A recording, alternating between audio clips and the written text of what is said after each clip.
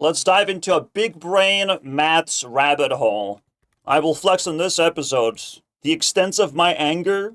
The situation of maths on YouTube ends up being like this. Maths are now performative. Maths are now the clickbait. They're not teaching you anything. You just barely entertained by concepts that don't really matter. If you don't focus on priority maths, on applicable maths, and you focus on performative maths, you're making no progress. It's like being a performative nerd. If I asked you a serious question, you wouldn't be able to answer it. You wouldn't be able to solve real problems. This is genuinely borderline brain rot, masked as something useful for you. Masked as a magnet for all the smart people. But it's actually quite dangerous. And what looks like this, after my deep dive, can look like this. I've made some weird career choices. I just realized no one's making me eat these. Just literally eating a bowl of cereal while paying someone to film me. Yeah, you better keep watching.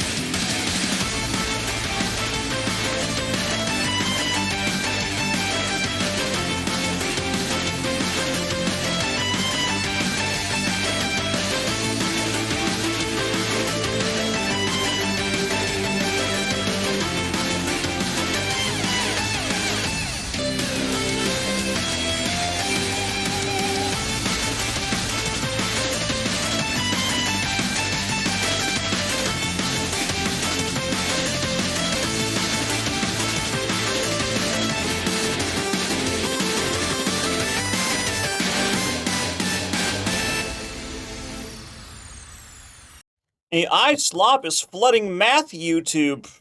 Well, lucky for you guys, slop was already there. Hello, Internet. It's time to remind you guys that some things are more important than others. Have you went through prioritization science lessons? No? Oh, no one teach you that at all.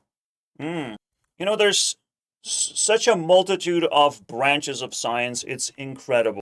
The other day I was discovering motivation science.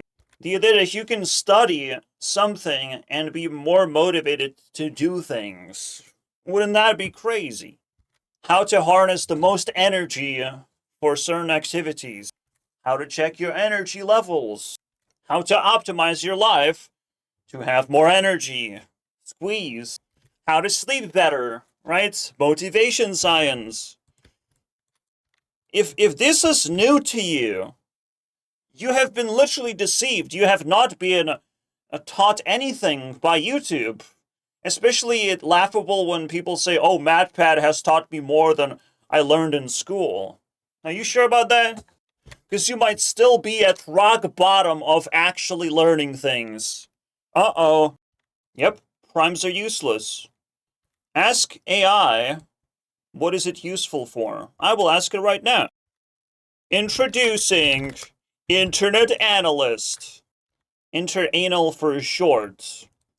Hello, Interanal. What are the top uses of primes? Cryptography. Oh, I have a soundbite for that. Alright, public key exchange. Useless. Hashing. And data integrity. I have no idea what that is. Reduce collisions. I mean, that's basically the only thing I can think of. Because prime numbers are ultimately non-divisible, but like, okay, they're sort of unique in their own right. They would not occur again. I don't know about it, though, to be able to judge this. Randomness? Nope. Ask AI right now to give you a random function that you could use in a programming language. I assure you guys, no primes will be used. The only reason, again, why you need primes in randomness is to make sure that it's actually random. So you use the baseline of numbers. But it's basically as valuable as knowing a principle, right? Learning so much about primes that people have done after watching countless of hours of prime videos, bruh, it's turning into brain rot. It's turning it into the opposite direction of learning now. You just see Prime as some kind of famous person that you have to subscribe to. And you have to take care of him. You have to carry groceries to him so he can eat. Get the fuck out of here. By the time Prime Surge becomes a bottle of YouTuber milk that you would never drink because it associates with a technically borderline cancelled YouTuber, if that's where we are right now, we're in a very bad spot for prime numbers. Pure mathematics is like pure art. Prime numbers be. Yeah, pure slop. I do acknowledge pi to be a little bit more valuable than primes. We could have a showdown of mathematical concepts, so type it in the comment section if you think you have seen someone out there, someone that seemingly is pretty useless. I would want them to fight each other. But yeah, those are two famous ones. And you have the big numbers concept.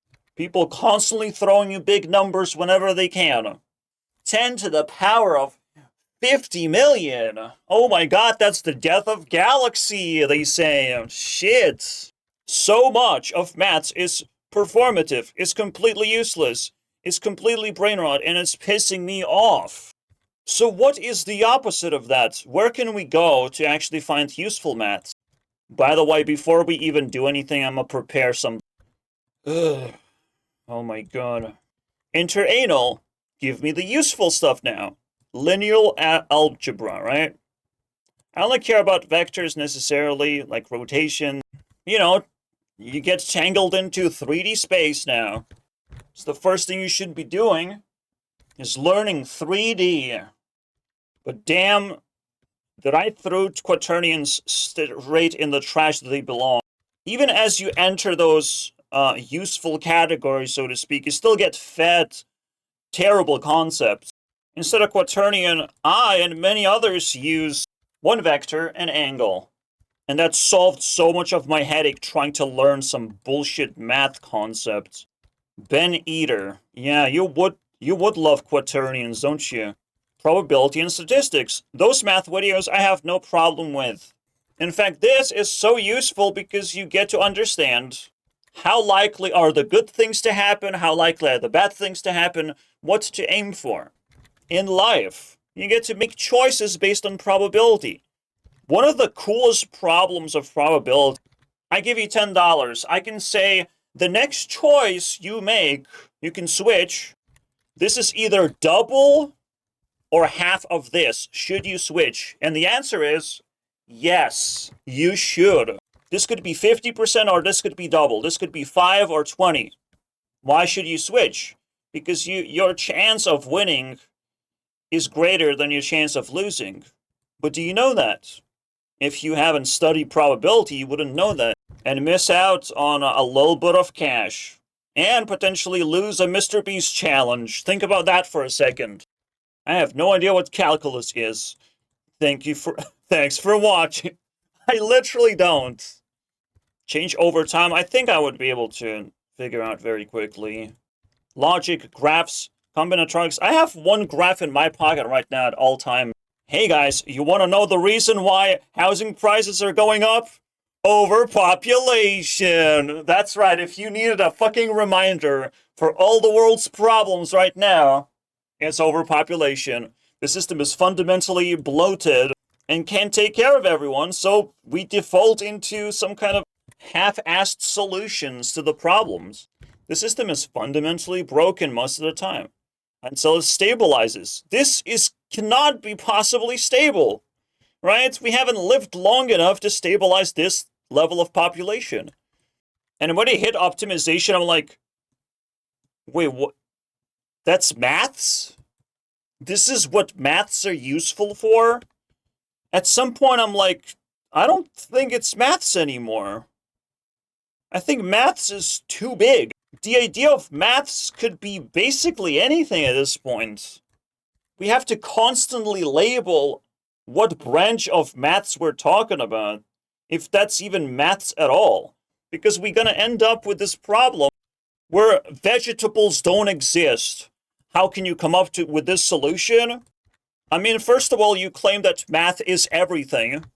So it gobbles up all the concepts, all the geometry, all the logic, graphs, you fucking name it. All the 3D spatial logic, like the possibilities of math gobbling up scientific concepts and branches is practically infinite. Can we just agree that maths is about numbers? You know, we literally have number file. Numbers and calculations. I think we can settle on this one. And everything else is now stemming into a different branch. But if we're not separating concepts, we're going to end up with vegetables not existing because, oh, the fruits exist so hard, it takes this portion of vegetables. Berries exist so hard, they take another chunk of vegetables.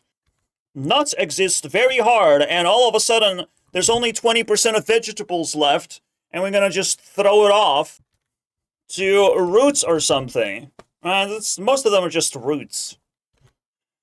So even one of the most recent theories, which is supposed to be, 10 years smart, maybe even 15 years smart, is actually rage bait content.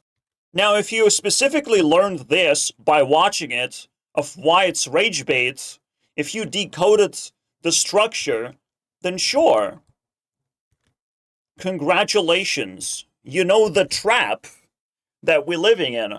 But imagine being counterproductive, being scientific and counter-educational.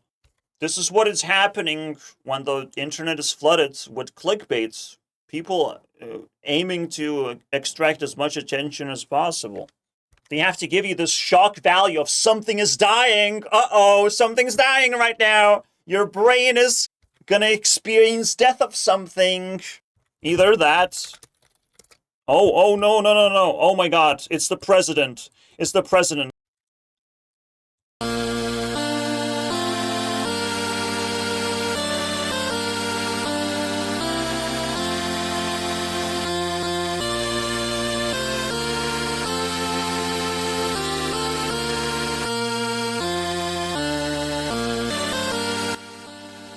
But that's just LARP theory. Thanks for watching.